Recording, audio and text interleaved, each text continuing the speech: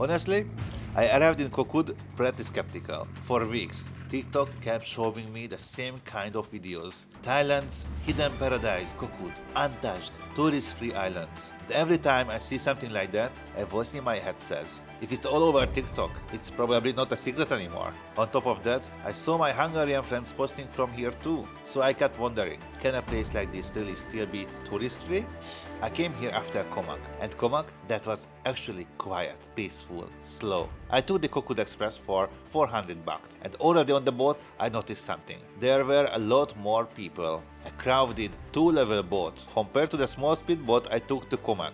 So even before arriving, I felt it. Okay, this place won't be empty. But then came the first twist. Instead of staying in the touristy areas, I chose a place near the pier, where there is basically nothing. Mangrove forest, fishing village, silence. And honestly, it was one of the best decisions I made, even though I had to drive like 15-20 minutes to see the beaches. Every morning, I walked through the village, watching local life. Huge fish being sorted, squids being processed, kids fishing by the water. And one moment really stuck with me. A mother lying on the ground, gently rocking her baby in a hammock using a rope that was so creative. So here, no tourists, no noise, just life.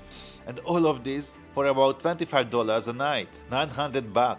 I can enjoy my coffee here and here. A giant double room, very clean. Television, desk I can work on. I can use this kettler for my digs and Ganoderma coffee like this. This fuels my travels. Check out at esimcoffeeadventures.com. And this is the backyard. This is just amazing. Wow, I love it. I love it so much. Huge room, 2 big beds, a swimming pool, view over the mangrove forest. And the best part, they even give free kayaks. So of course, I had to try it. I took the kayak deep into the mangroves. It was quiet, peaceful, a really special experience.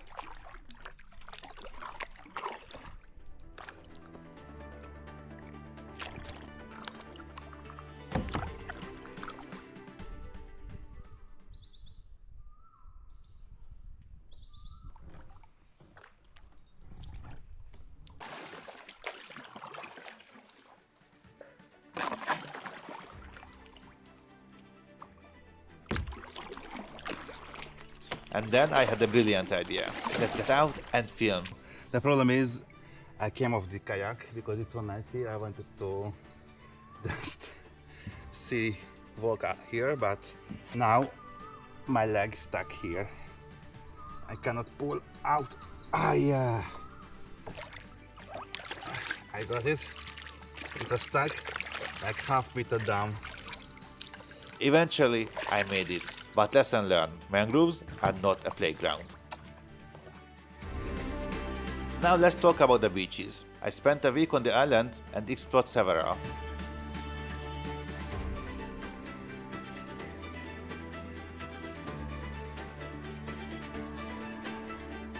The closest one to my stay was Aotapao Beach. So I just finished snorkeling at Aotapao Beach and viewed the sunset here. It was absolutely stunning.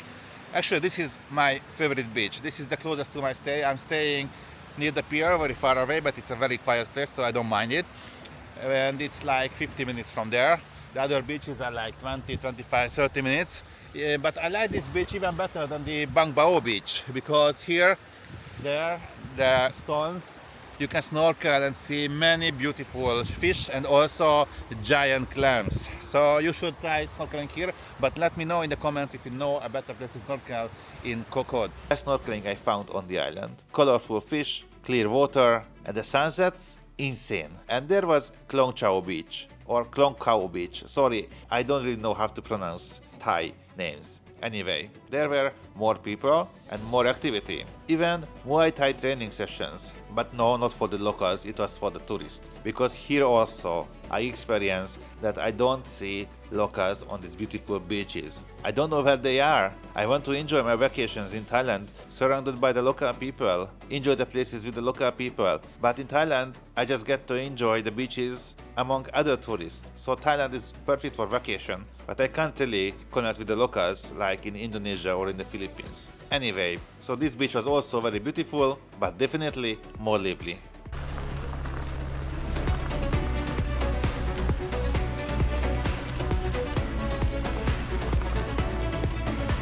And then Bangbao Beach, probably the most famous one on this island. Postcard vibes, turquoise water, white sand, palm trees everywhere. Yes, more tourists, but still very enjoyable.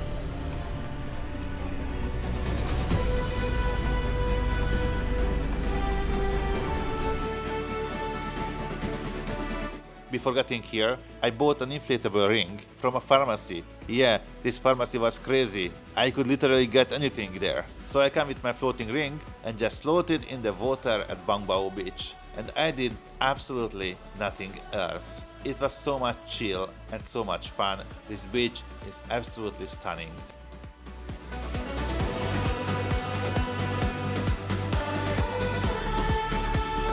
And then I found the most stunning beach on this island, in my opinion, Hat Klong Hin Beach. And I think it's going to be one of my favorites. Just look at this view.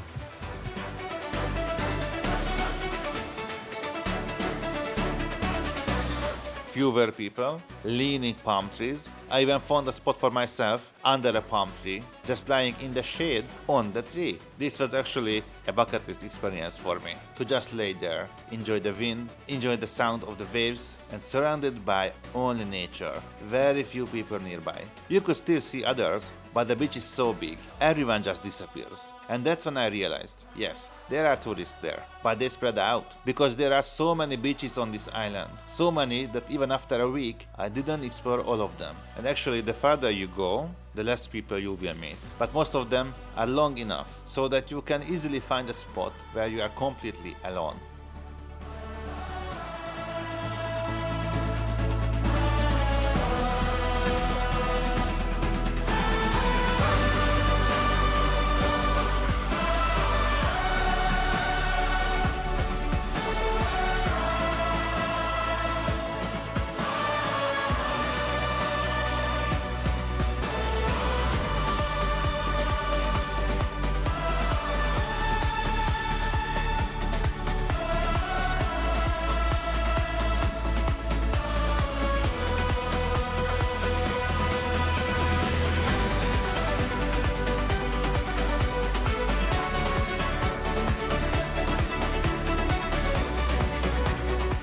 Now let's talk about the waterfalls. I visited all three.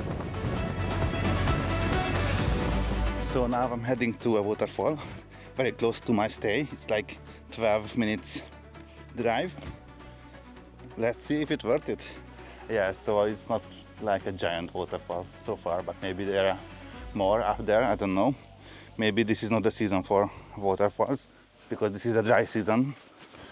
Yeah, the rocky place is very dry here. Dirty, dark water. I'm not a fan of this waterfall. Klong Yao Ki waterfall. Small, a bit dirty, not really impressive.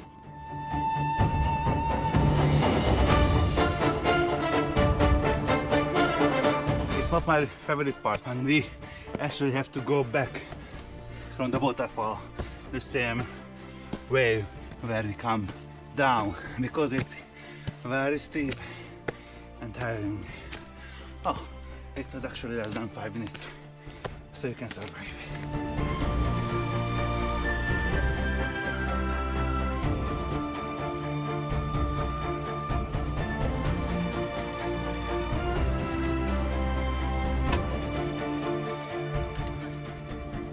The second one I visited, Klong Kao waterfall.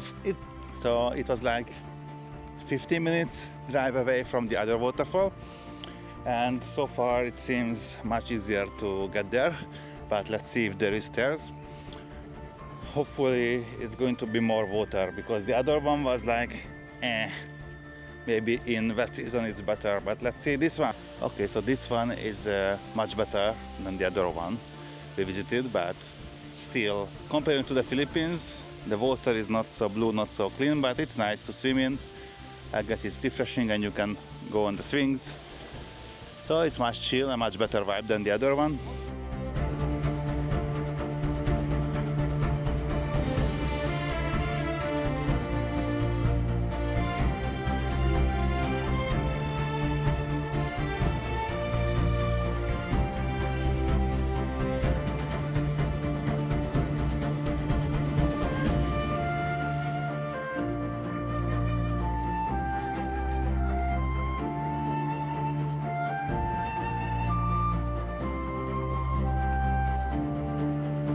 bigger, it's more fun. You can swim and jump using a rope, but still, the water is a bit dirty.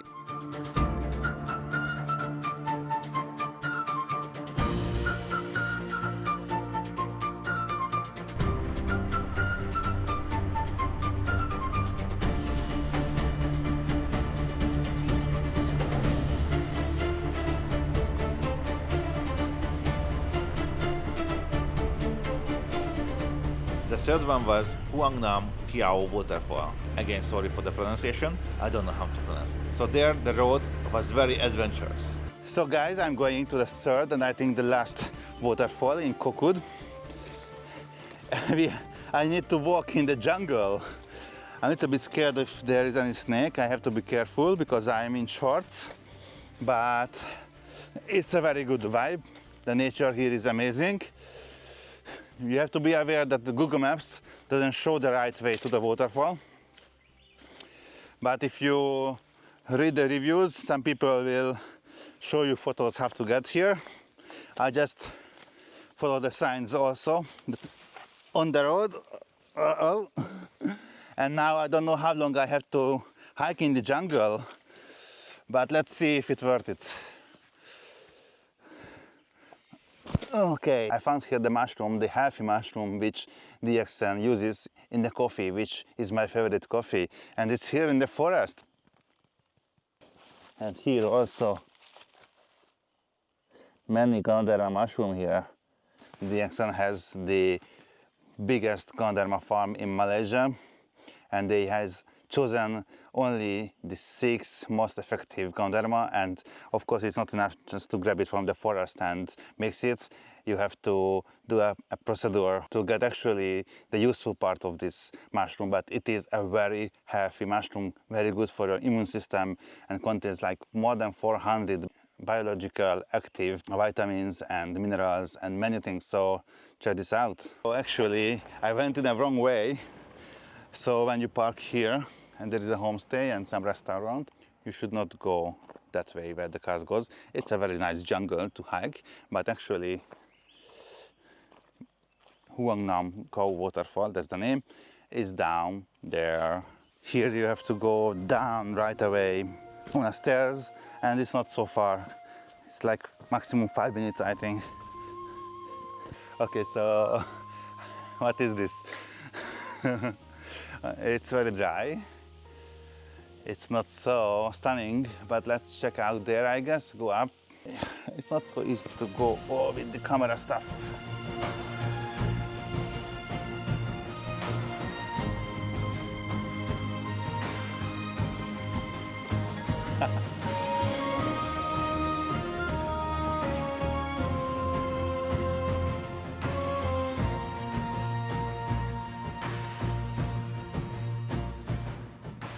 So as you can see, it's very quiet, only 2 tourists here. But the waterfall actually now in dry season doesn't really give you the wow factor. But it's nice if you want to chill in a quiet place. Look at the surroundings, it's nice nature. But that's all. Nothing special. But at least I saw all the 3 waterfalls, and I can say if you ever been to waterfalls in the Philippines or in Indonesia, you can just skip it. But if you just want to explore and see the nature, walk, of course, you can come here. But Koh Kood is good for the beaches. But still, it's good for a short trip, and the Klong Chow waterfall was actually pretty fun. Now talk about the food. In non-touristy areas, it was like 50 baht, about $1.50. And honestly, so delicious. In tourist areas, it was like 80 to 150 baht for the Thai food. Still affordable, especially if you eat by the beach. If you want Western food, you can also find some pizza too, but it cost around like $8 to $10. And to talk about the vibe, Koh Mak was small, everything close, easy. Koh Kood is pretty different vibe. It's a bigger island. You ride a scooter for 10-20 minutes and there is nothing, no shops, no hotels, just pure jungle. The island is mostly forest. When I was doing my morning walks, I even saw rubber trees being tapped, where they collect latex for rubber. And that's exactly why this island works. It's not overdeveloped. No big hotel chains everywhere. No crowds. Unfortunately, not even a 7-Eleven. But if you can't find a 7-Eleven on an island, that's a sign that this island is still worth a visit. Even though you will miss 7-Eleven for sure. And even though it's getting more popular, it's still peaceful. So, was it worth it? Absolutely. It's not really a hidden island anymore, but it's still a place where you can easily find your own little paradise. From here, I continued to Pattaya, met some friends there.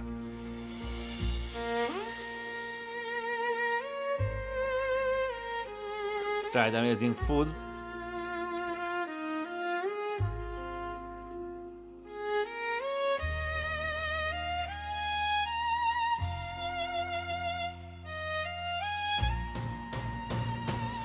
and had the cheapest fruit shakes at the night market.